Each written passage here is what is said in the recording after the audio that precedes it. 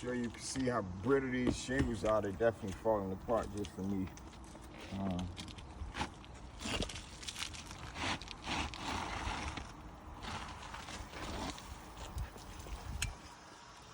Already just with removing, all of the nails are going all the way through.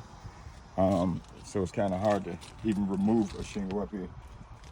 And just for the sake of the video, I'm going to just place this back in the same spot because I won't be putting a new shingle down here because it's clearly non-repairable.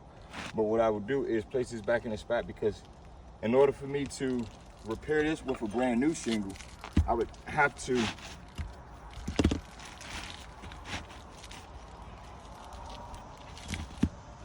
lift these a minimum like this for 45 degrees in order for me to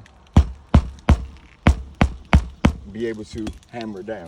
And in doing that, major granule loss, major granule loss, major granule loss. So what I'm gonna do is place this shingle back here before I tarp it up and send this video off to you. And send some pictures as well.